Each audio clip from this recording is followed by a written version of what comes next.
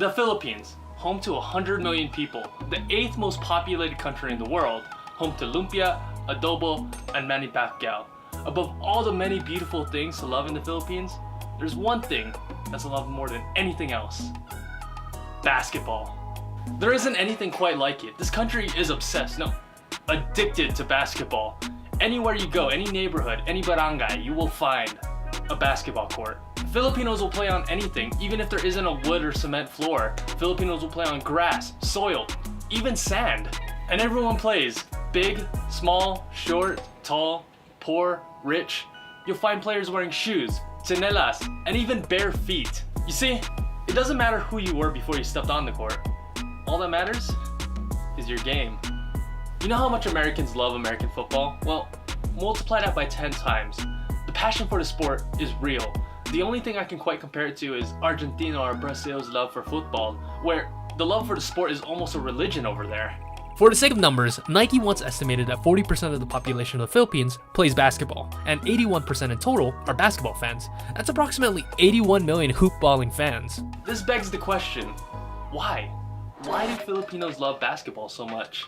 Well, there's the obvious answer, duh, because it's fun. Alright, case closed. Thanks for watching my video. Subscribe and hit that notification bell for No, that's not a good enough answer. Because you know what else is fun? Football, or soccer for my American viewers. The most popular sport in the world, bar none. Football is so popular, an estimated 4 billion people, more than half the world's population, are football fans. So why didn't this football fever convert well in the Philippines? Why is basketball so different for Filipinos?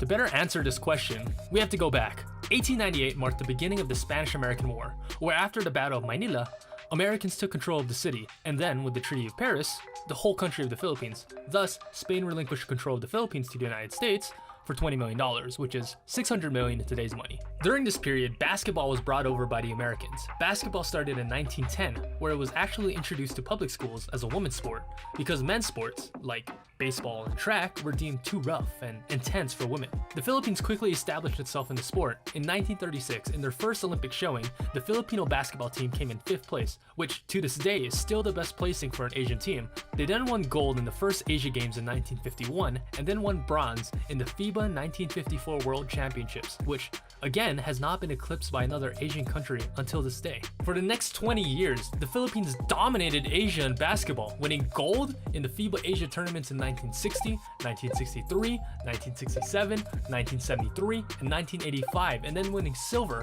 in 1965 and 1971. It was during this time that the basketball craze was at an all-time high. The Philippines then formed the PBA, or the Philippines Basketball Association, the oldest running professional basketball league in the world after the NBA, bringing us Filipino all-time greats like Ramon Fernandez, Philip Cesar, Bogs Artonado, and Robert Jaworski. When we were liberated from Spain, the removal of colonization left behind a large void.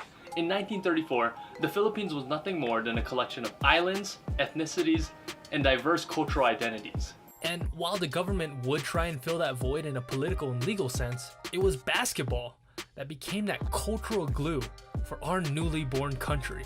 In a country where there are literally hundreds of different languages and everyone sort of has their own local and regional connections, basketball became one thing that people could look to and say, we are Filipino, and this is something that we are really good at right now. And basketball, in turn, is linked with our unity as Filipinos. The Filipino cultural identity was basically born from basketball. That's why for a lot of us, basketball is more than just a game. If you're familiar with the economy of the Philippines, it's not an understatement to say it's not the greatest.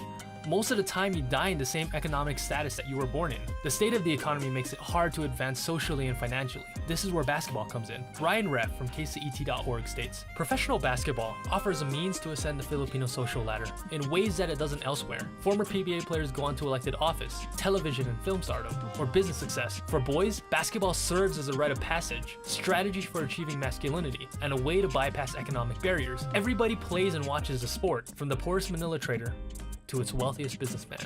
Now, the last and most obvious answer is the accessibility. With sports like baseball, hockey, or golf, you need equipment and facilities. Baseball has batting and catching equipment, not to mention the huge field. Hockey requires an ice rink, ludicrous on a Pacific island, And golf needs acres upon acres of land, as well as golf clubs and other equipment costing easily hundreds, if not thousands of dollars. Basketball, all you need is a court and a ball, which is ideal for the Philippines' economic climate.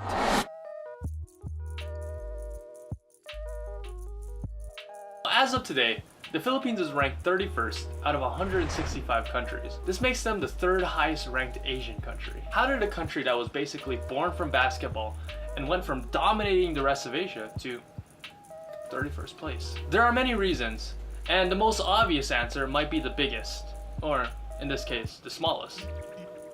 Our height. Basketball, obviously, is a tall man's game, and Filipinos aren't known for being vertically gifted, with the average Filipino standing at 5'4" or 163 centimeters. The average PBA player of today naturally stands a bit taller at 6'3" or 190 centimeters, which was not as big as a problem back in the 50s, when the average NBA player stood at 6'2" or 187 centimeters. And while the rest of the professional world grew, the Philippines remained short.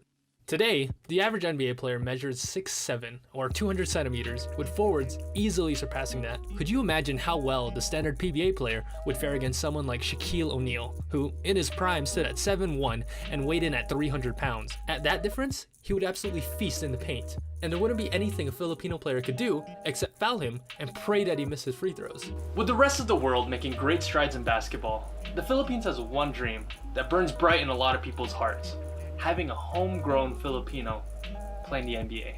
Now, the NBA is clearly the meridian of professional basketball. There is no higher level of basketball.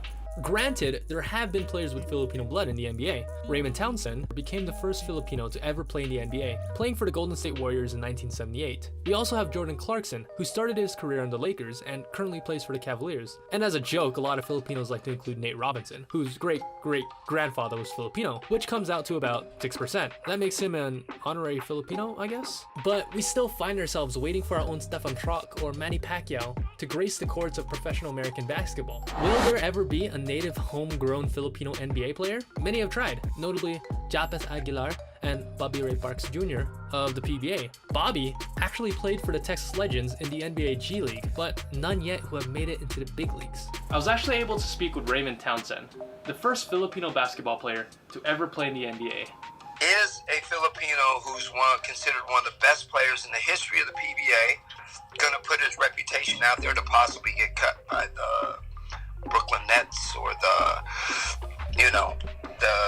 Orlando Magic or Sacramento Kings or the Phoenix Suns? Yeah. Are they going to sit there and have the rest of their life, so-and-so is one of the best Filipinos to ever play in the PBA, but Can't even make the NBA. But could never make the NBA and got cut in 2025 with the Phoenix Suns. So it's not a question of talent, it's a question of like fear or courage. Nobody's ever done it.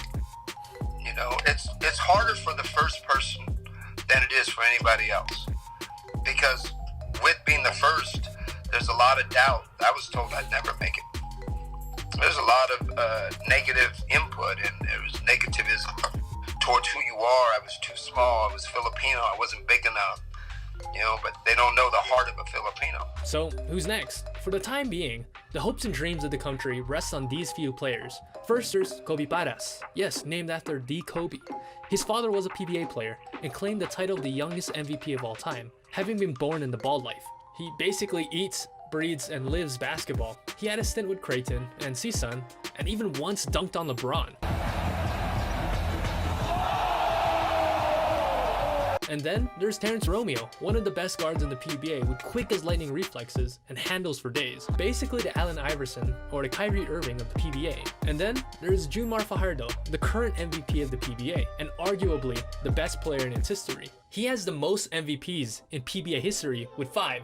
He has amazing talent, and if he ever wanted to, critics say he would have a good shot in the NBA. However, most people agree it's gonna be this kid. Ateneo 7'1" wonder kid Kai Soto. Teen basketball sensation Kai Soto. Kai Soto. The best bet has to be Kai Soto. 16-year-old Kai Soto. He's already 7'2" and has been dubbed the future of Asian basketball. And it was reported that Real Madrid offered him $1 million to join their basketball team. Supposedly FC Barcelona, Saski Baskonia, and Alba Berlin have also expressed interest. By all accounts, he's a basketball prodigy.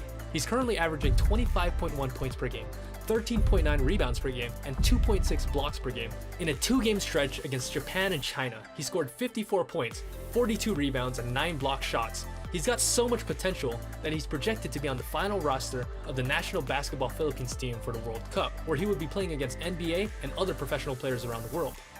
As a 16-year-old boy. Let that sink in. Barring some crazy injury, this kid's chances of making the NBA are all but guaranteed. So mark your calendars, boys and girls, because in 2021, or whenever his contract with his European team expires, the Philippines is getting an NBA player. He is the future of Asian basketball. These are exciting times for Filipino basketball fans. I, for one, can't wait to see what the future holds for the country whose heart beats like the bouncing of a basketball. Remember to check out Pacific Rims, Beer Man Ballin' in Flip-Flops, the Philippines' unlikely love affair with basketball. On Amazon, Rafe goes on a lot more in depth into the analysis of Filipino basketball and the love Filipinos have for basketball. If you liked what you saw or learned, give my video a thumbs up and hit the subscribe button. And remember, Dwayne Wade should have won the MVP in 2009. I'm still salty about that.